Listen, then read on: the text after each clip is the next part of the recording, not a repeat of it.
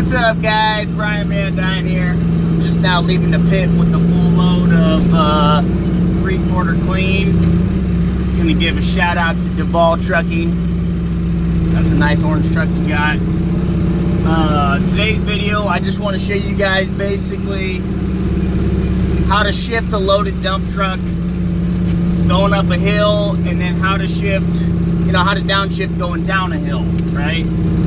I know as a new driver, that's something you definitely, you got to go at your own speed.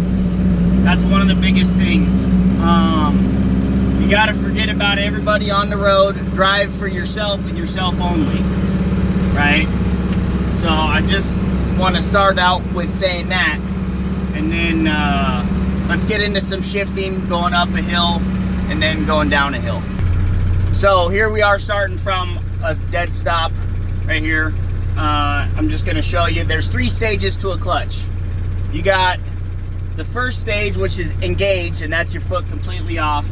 Then you have disengaged, and then you have the clutch brake, right? So the only time you use the clutch brake stage of the clutch is when you're completely stopped and you're trying to put it in the gear. That's the only time you should really be using the clutch brake, right? So you push it down all the way to the floor, and that slows the transmission down for you to put it in gear. Sometimes what'll happen is it won't want to go in, right? So you just put it down, keep light pressure, and then you slowly let up on the clutch. You see that? You slowly let up until the transmission moves into alignment, and with that light pressure, it'll just slide right in, right? So then you have the engaged section, right? So you're slowly letting off, right? This is in low, it's a Detroit. I'll start out in low, right? Right? Notice, this is the clutch. I don't use the clutch when I shift. I rev it up right when I get to the peak RPMs, that's when I shift. Right? Now, the trick, especially with this Detroit, you can't hold it at the higher RPMs and then shift. It's a little bit harder. It's easier to shift right when you get to the shifting point. Because if you linger at the higher RPMs for longer than you need, the truck will lose that forward momentum from the peak horsepower and the peak torque, right? So it's easiest to shift right when you get to the shift point. If you linger, it's easier to just slow back down and then build up the RPMs again, and then try shifting again, right? Okay, so now I'm going to show you guys basically how I use the splitter. This little knob right here is the splitter gear, right? This is the high and low range. This is the splitter, right? So I'll always start out in low range, right? Now this is a 13 speed, so that means I can't split any gears until I get into high range. So I'm in low range, now I'm going to high range, right? So now, if I want to split this gear, I rev it up, push it forward, let off, and hit the gas.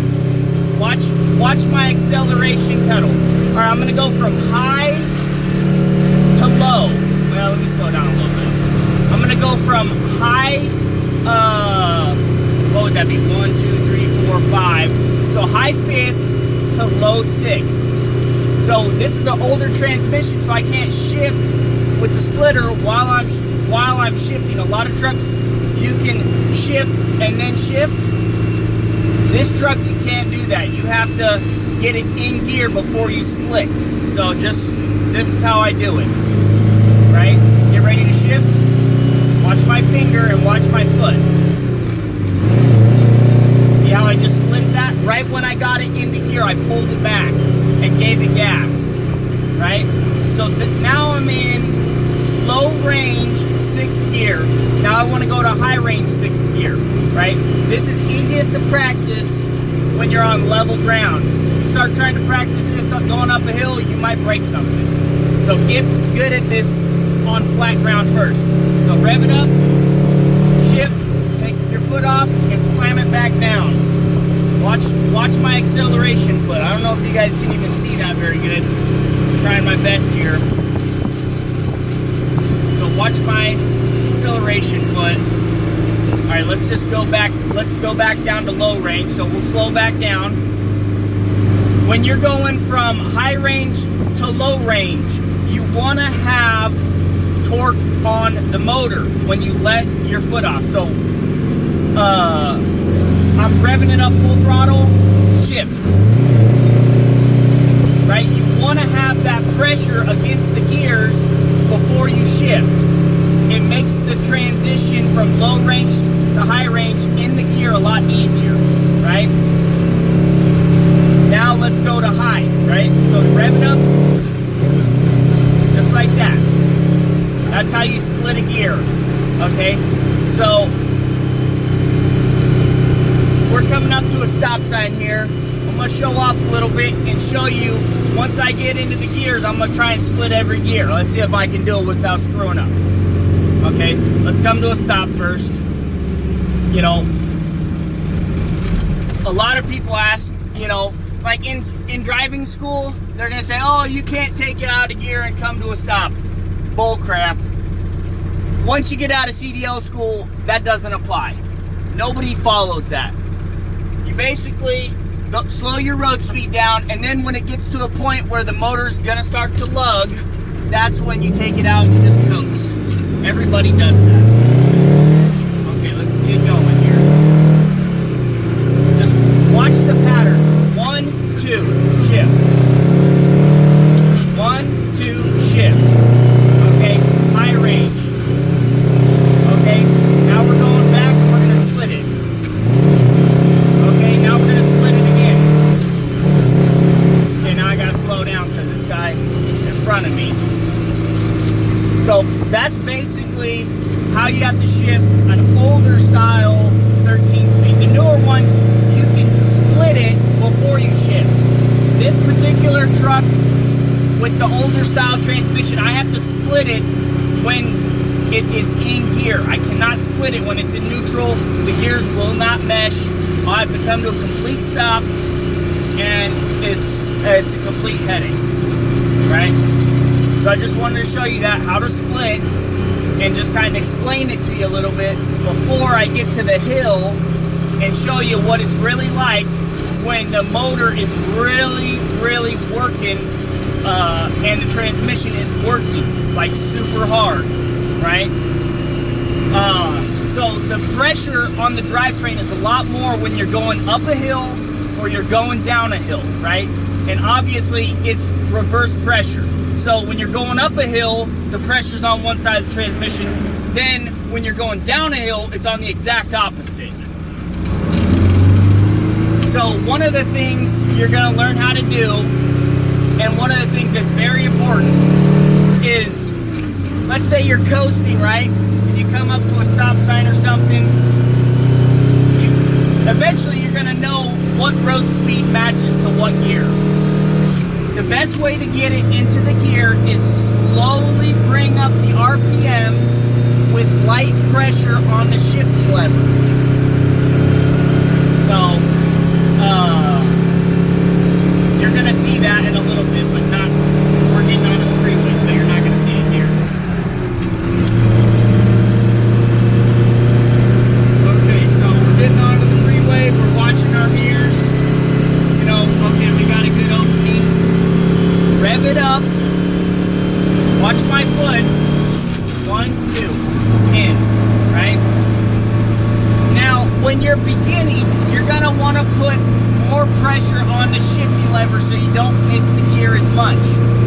As you get more experience shifting, you can use less and less pressure because you know the timing of it.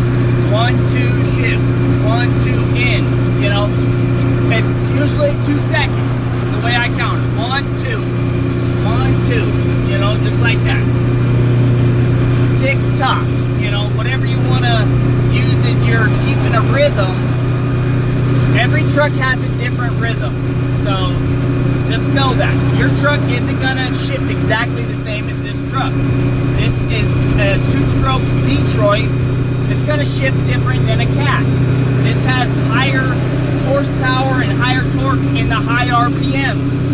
A Cat 4-stroke has more power in the low range, right? You know, so a Cat has its peak power band, you know, at basically 14 to 1700 RPMs. A Detroit has its peak horsepower, you know, from 15 to 20 or 2000, 1500 to 2000 RPMs, you know. See, that's why, like, if you look at my tachometer right here, you guys can't even see it. 2000 RPMs is at the dead top. If you look at any Cat 4-stroke, 2000 RPMs is over here at the red line. You don't want to run a Cat much more than 2000 RPMs. With the Detroit, you're looking at 2500 RPMs is the peak, you know? So it's different, right? Alright, so we're coming up to our exit here. I'm in the top gear, okay? I'm in the high range in the back gear. So what am I doing? I'm slowing down. I'm pressing the brake, right? Slowing down to downshift. The most important thing with downshifting is your road speed, okay? Bring down your road speed until the RPMs are really low. And then what do? You press the gas, or you press the fuel to get it out of gear, and then you just watch. Press it to get out, slowly bring the RPMs up, and push it right in. Just like that. Bring your road speed down, press the gas to bring the RPMs up, and take it out. You have to press the gas to take it out of the gear, because there's too much pressure on it when you're loaded, right? Let's downshift again. I got my foot on the gas, slowly bring the RPMs up and push it right in. Alright, now we're going to be getting ready to go up a hill, so let's grab as many gears as we can. Rev that puppy up, shift. Rev it up, shift. Rev it up, get it up there, shift. Okay, now we're in our top gear again. We're getting ready to hammer this hill. We're getting ready to go up. Let's get in the right lane. Got our turn signal on. Okay, we're over. Put the 4-way flashers on. Okay, now I'm gonna go down a gear. You can hear the motor starting to go down. I'm gonna split this. Ready? 1, 2, 3, go. You see that? All the way off the accelerator and then all the way back down. Okay, now we're gonna downshift again. Remember, foot is all the way to the floor right now. Take it all the way off. Slowly bring the RPMs up and put it in. Okay? We're gonna do that again. I'm gonna slow down on purpose. Foot all the way mashed. Take it off. Rev the RPMs up and put it in. Just like that. Okay, now upshift.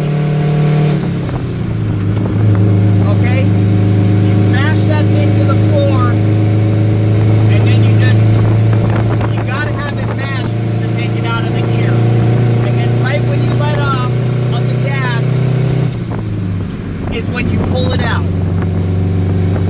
Right? Okay, so now we're gonna be going down the hill again. Okay, so we wanna be in a low gear, right? So we bring our road speed down. We bring our road speed down and press the brake. Get ready to hit the gas so you can take it out of gear, and then you have to bring the RPMs up to your road speed so it'll go in. So we slow down, rev it up, put it in. See that? So press the brake, lower your road speed, right? You have to press the accelerator to get it out of gear.